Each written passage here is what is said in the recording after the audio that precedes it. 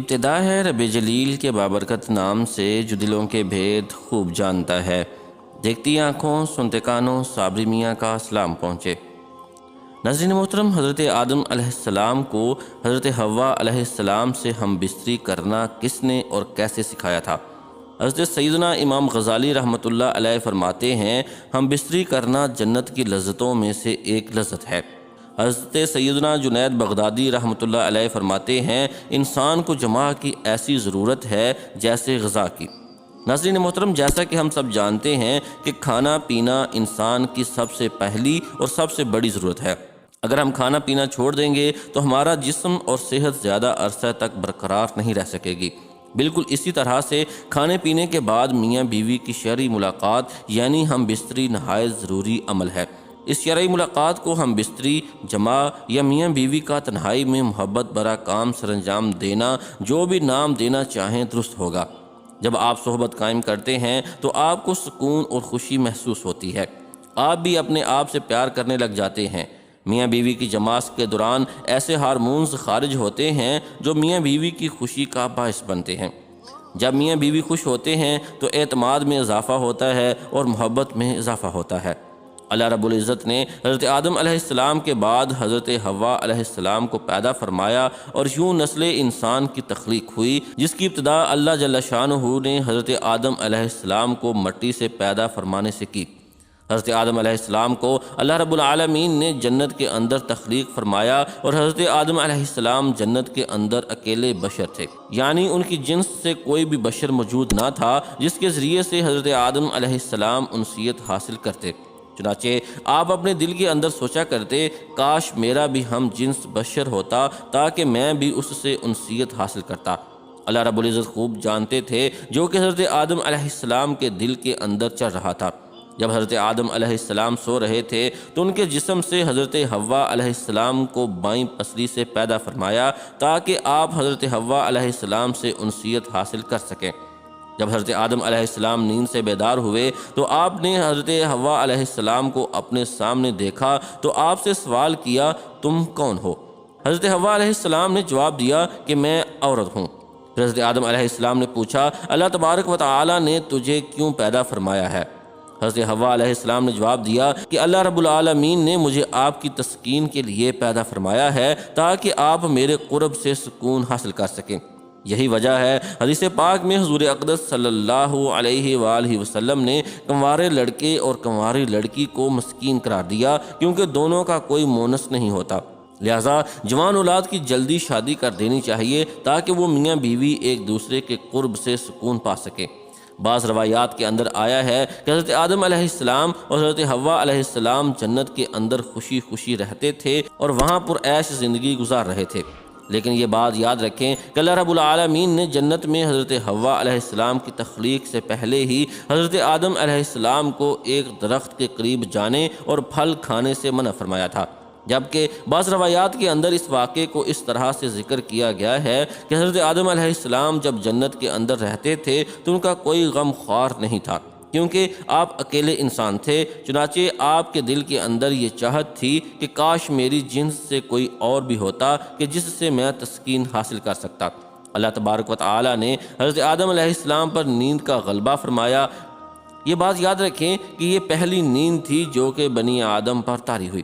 چنانچہ اسی نیند کے اندر اللہ تبارک و تعالی نے حضرت حوا علیہ السلام کو حضرت آدم علیہ السلام کی بائیں پسلی سے پیدا فرمایا۔ چنانچہ جب حضرت آدم علیہ السلام بیدار ہوئے، آپ نے اپنے سامنے ایک ایسی بشر عورت کو دیکھا جو کہ آپ سے بہت زیادہ مشابہت رکھتی تھی اور جن سے بشریت کے اندر بہت زیادہ حسین و جمیل تھی۔ چنانچہ حضرت آدم علیہ السلام نے جیسے ہی حضرت حوا علیہ السلام کو دیکھا تو آپ سب کچھ جان گئے، یہ کیوں اور کس وجہ سے پیدا ہوئی ہے اور ان کا نام کیا ہے، کیونکہ اللہ تبارک و تعالی نے آپ کو پہلے ہی تمام چیزوں کا علم سکھا دیا تھا۔ چنانچہ پھر اس کے بعد فرشتے حضرت آدم علیہ السلام کے علم کا امتحان لینے کے لیے ان کے پاس آئے اور حضرت آدم علیہ السلام کو سلام کیا، اور حضرت آدم علیہ السلام کو سلام کرنے کے بعد فرشتوں نے پوچھا کہ یہ سامنے تمہارے جو مخلوق موجود ہے یہ کیا چیز ہے؟ حضرت آدم علیہ السلام نے فرمایا یہ عورت ہے۔ چنانچہ پھر ان فرشتوں نے دوسرا سوال یہ کیا کہ اس عورت کا نام کیا ہے؟ تو آپ نے فرمایا کہ اس کا نام ہوا ہے، جس پر فرشتوں نے پھر سوال کیا ان کا نام ہوا کیوں رکھا گیا ہے؟ حضرت آدم علیہ السلام نے جواب دیا کیونکہ ان کو ایک زندہ انسان سے پیدا کیا گیا ہے، اسی وجہ سے ان کا نام ہوا علیہ السلام رکھا گیا ہے۔ حضرت ابراہیم نخائی رحمۃ اللہ علیہ روایت کرتے ہیں جب اللہ رب العالمین حضرت آدم علیہ السلام کو پیدا فرمایا تو اللہ تبارک و تعالی نے حضرت آدم علیہ السلام کی طرف ایک فرشتے کو بھیجا۔ حضرت آدم علیہ السلام کو جمع یعنی ہم بستری کا حکم دیا تو انہوں نے حضرت حوا علیہ السلام سے ہم بستری کی۔ چنانچہ جب حضرت آدم علیہ السلام جمع سے فارغ ہوئے تو حضرت حوا علیہ السلام نے کہا اے آدم یہ تو بہت اچھی چیز ہے، اس کو میرے ساتھ اور زیادہ کرو۔ اس حوالے سے اس کی کوئی سند موجود نہیں۔ یہ بعض روایات میں آتا ہے کہ حضرت آدم علیہ السلام کو جنت کا ممنوع پھل کھانے کی وجہ سے زمین پر اتار دیا، جو کافی عرصے تک ایک دوسرے سے جدا رہے۔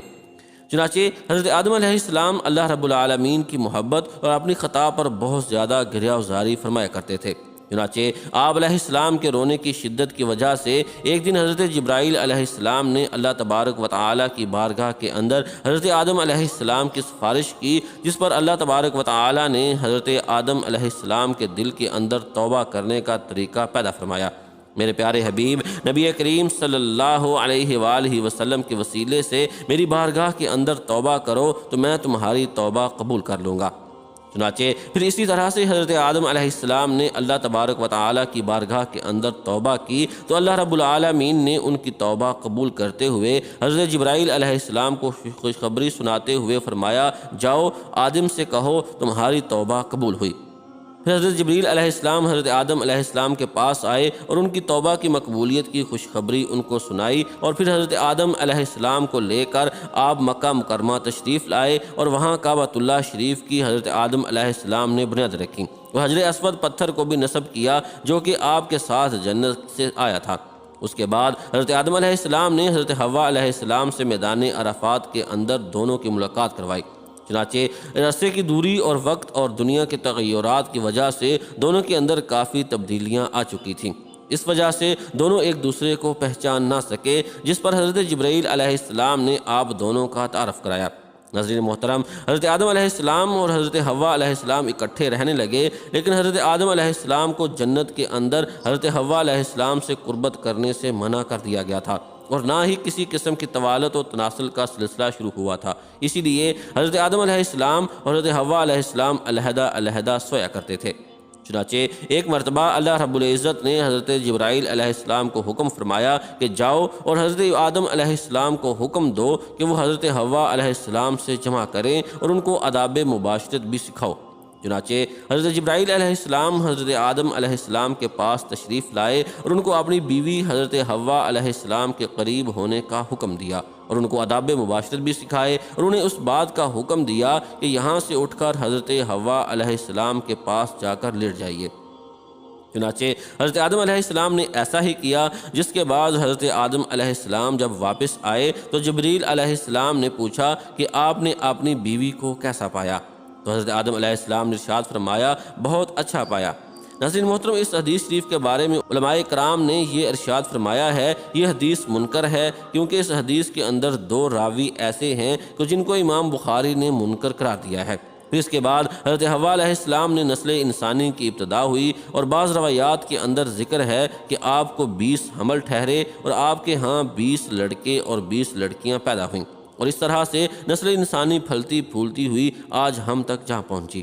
اللہ رب العزت سے دعا ہے کہ وہ ہم سب کو اپنے حفظ و ایمان میں رکھے، آمین ثم آمین یا رب العالمین۔